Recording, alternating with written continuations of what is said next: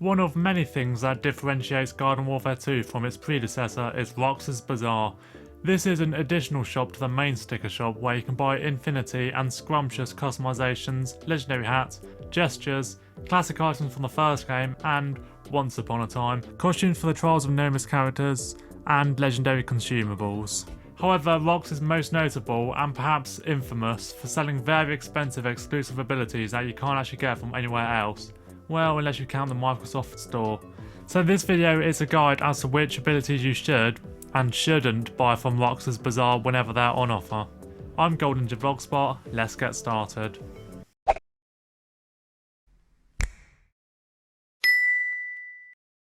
First of all, let's get all the Bling abilities out of the way. As a whole, the Bling ones, also known by other names in some cases such as the Bedazzled Bolt Blaster, are just reskins of their ordinary counterpart, so it's not recommended to get any of these, and if you do, not until you have all the abilities that you actually want, because it's essentially a waste of 500,000 coins. Hell, some are actually downgrades to their stock counterpart, such as the Looty Booty Barrel Blast, as it gives you less armour compared to the regular one, and the Pizzazzling Potato Mine because even your half-blind grandma could spot those on the battlefield while the regular mines at least blend in. Also, some of them, like Armoured Bling Station, are remodels of the worst alternate ability. So overall, a no to Bling abilities, however, there are two exceptions. The Bling Maiden and Bling Pylon Mech. The latter of those does more damage than the regular one, so if you like playing Pylon Imp or are in the process of levelling them up and this comes in the store, then you might just be interested in this. As for Bling Maiden, I'm not just giving this one props because it's a popular meme within the Garden Warfare 2 community. As opposed to Bling Station and Gatling, which are remodels of the inferior alternate ability, this one is based on the superior version of the Cactus defense ability. Yep, since I would highly argue that Iron Maiden is better than Torn Up Battlement. If you haven't got the regular Maiden, then the Bling one might be worth purchasing. Hell, I did this when I started a new account recently. So for these two, I would say maybe get them. Next up, Mood Shield, which is an alternate ability for the Citron in which the shield has twice as much health as the regular Peel shield and changes colour based on its health, but lasts only 8 seconds instead of the Peel's 30 seconds. I for one think that Mood Shield is a direct upgrade over the regular one, as the extra health is much more of a benefit than the longer duration. Since Citrons are close range characters, you will only really need to use the shield when in combat to help survive a fight, so those 8 seconds of extra protection could be crucial. I don't see how the extra duration could be an advantage unless you're camping with Citrons, which hasn't been the ideal way to play them ever since they got patched to suit a more hit and run playstyle, so overall a definite yes to this one. Next up, we have the first of two alternate abilities for the Rose class, the Arcane Lotus. This ability changes the Arcane Enigma from an offensive to self-healing ability, and can heal your teammates. Despite being completely worthless upon the release, this ability is now very useful since it gives you 35 health, which is really good given the Rose is a fragile class and can heal teammates, so Rose can actually fit her purpose of being a support character outside of Herbal Assault. The drawbacks compared to Enigma are that the Lotus lasts half as long and can't attack zombies, but I never found Enigma's attack to be that good anyway. The exception to that is Necros because of how powerful Enigma's attack is when a zombie is jinxed, so personally I use the regular Arcane Enigma on her, but the rest I slap on Lotus for that instant emergency self-heal, so yes, I recommend that you do the same. Next we have Multi-Shuck, which is very similar to Multi-Rocket for the Soldier, in which 4 projectiles are fired instead of 1. Except there's a key difference. Whereas Multi-Rocket is a fairly sizable drop from the ZPG, the Multi-Shuck is a huge drop in power from the Shuck Shot. While its overall damage is only a few points less than Multi-Rocket, the projectiles are spread apart very far, so it's very difficult to hit someone with all 4 of them. And even then, it's not enough to kill an all-star or superhero. And what they do with a splash, the shots are extremely easy to dodge. Therefore, this ability only really does anything at close range.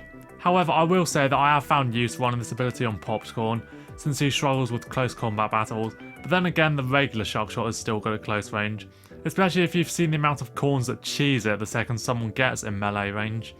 Regardless, a definite no to this ability. I got it as my second ever, after the Looty Barrel Blast no less, and it's one of my biggest regrets in this game. Now we get on to the two dark abilities for the plant, and the first is the Dark Bean Bomb. This version only does 80 damage, but has a much shorter fuse and blast radius and has 2 charges. This means it's good if you want to have more chance of getting the hit for the trade-off of doing much less damage. It's useful for easily dispatching imps, but pea shooters are already really good at doing that anyway, and you can use both of them in quick succession to kill most other classes. Although by that point the enemy is probably smart enough to get out of the way. It also has nearly 0 group capability due to its much smaller radius. So running this ability pretty much eliminates the crowd controlling aspects of pea shooter. And overall I'd say it's the worst of the 3, with Sombrero being the best. However, due to its vast amount of differences and ease of use, I would put this in the maybe category, because its quick detonation will definitely suit some players. Next up is the Dark Garlic drone. This drone is radically different from all the others since it fires much slower and has a slow projectile speed, but it has a large amount of splash damage. It has a lower damage output than most of the other drones, but since it is splash you are much more likely to hit the shots, because the other drones aren't very accurate, and as any good player of Garden Warfare 2 knows, DPS isn't the be all and end all when it comes to overall power, and Dark Drone has the overwhelming advantage of being able to hit multiple enemies at once, plus it never overheats. Not only this, but I would argue it has the best airstrike as well, as something that a lot of people might not know about the Dark Drone's corn strike is that it drops more corns than the regular drone's airstrike, and it has a larger radius. All in all, an easy yes for this ability. I'd even make an argument that this is the best RUX ability. However, the same can't be said about the next one. The Red Artichoke. The Garlic Drone is the only ability that gets 2 alternate counterparts from RUX, and while the Dark Drone is really good, the Red Artichoke is terrible. It moves faster than the other drones, which sounds good, but its trade-off is having terrible damage, even worse than the regular artichokes, and a faster movement speed will do little to combat that, especially given you will likely slow down when attacking, so you're still easy to shoot out, worsened by the fact it only has the regular 5 health. Its airstrike is also very weak, as it's basically the worst of both worlds with the regular and baby corn strikes. It doesn't drop enough to kill the overwhelming majority of the time, with only 3 weak corns, but it also doesn't recharge that quick. At least the regular artichoke can essentially torpedo bomb the enemy over and over again. Overall, no, do not get this ability, in fact, avoid it like the plague. Going over to the zombies side now, and we have the Future Dummy. This basically acts like the Exploder nut from Plant vs Zombies 2, exploding and doing damage when destroyed. This sounds like a good idea, although it's one of the most disliked abilities in the Garden Warfare 2 community. Why is this? Well, it only does 75 damage, which isn't enough to kill pretty much anything. However, there are a few things you can do with it, such as impunting it to essentially hit 225 damage. Although since Future Dummy hits 200 health, you need to damage it a little bit beforehand in order for an impunt to detonate it. It's also quite a good ability to place on objective points, especially in Gnome Bomb and Suburbanation, and it's also quite useful in ops. Another drawback is that you only get one of them, so it isn't very good as a purely defensive tool. However, I've never found the shields that useful for All-Star, because he's not a defense optimised class like Cactus, so therefore I often use Future Dummy as opposed to the regular Dummy Shield or Shield Decoy. But should you buy this? Well, I'm kind of biased, so I'll say maybe leaning into no, but it's better than Shield Decoy for sure. Now the second and last Future counterpart, the Future Parrot Pal. This ability is essentially the polar opposite of the Red Artichoke. Robotic Poly moves slower, but has more health and hits harder, and this is a very good thing indeed, given there hadn't been a more damaging drone than the vanilla one since the beloved Rocket drone in Garden Warfare 1. And while the slow speed is a slight disadvantage, the great health is a good trade-off, which is arguably the only time this applies in the game, outside of Iron Citron. However, one disadvantage is that the explosion takes much longer to recharge compared to regular Poly. However, I would still say yes to buying Robotic Poly due to the huge plus sides. And yes, I know both parrots are technically robotic, you don't need to correct me. Venturing back over to the plant side for the second Rose ability, the Psychedelic Goat. This differs from the usual one because you are affected essentially the same way as when a Hypnoshroom attacks you, in that your screen becomes distorted and it's harder to control your character. This sounds great, but it doesn't last as long, so you'll rarely be able to get a kill before the effect wears off, and they nerf the ability so enemies get a speed and jump boost, so it's even easier to escape. So falling victim to this ability is significantly more annoying than a regular Goatify, but it's far less effective. Also, kids play this game, Popcap. Why are you trying to teach them about psychedelics? Yeah, no, don't bother buying this ability. Now let's talk about the Rainbow Heal Flower. While advertised similarly to the Rainbow Heal Beam as being purely cosmetic, the Pride Flower actually does differ slightly, in that it pours a constant stream of heal drops instead of depositing a clump every now and then. This means you can't easily plant it to recover a batch of health instantly, but I prefer it as it's a more reliable and consistent health source, and you don't have to wait around for more drops to come.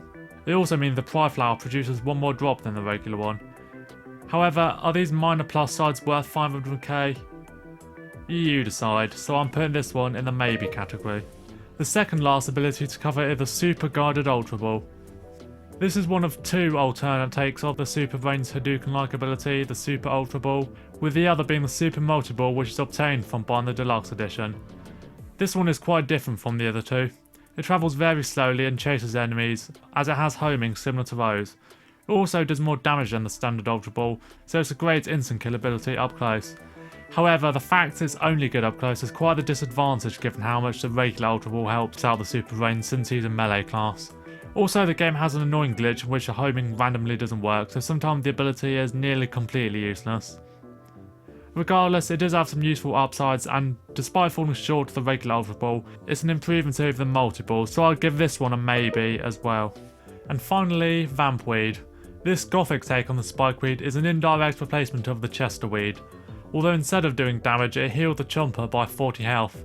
This is a very worthy compromise, because the Spikeweed isn't really designed to kill, it's used as an easy setup to swallow someone, although it's always nice when they do give you a kill by themselves. Healing is very useful for a Chomper, given they are always involved in close combat, so lose health very quickly. And when used on Count Chompula, you're practically healing non-stop. And obviously the Vampweed can still be used for easy swallows, so only having two of them in your inventory doesn't take away from the fact that this ability is very handy, and you should definitely get it when it's on offer.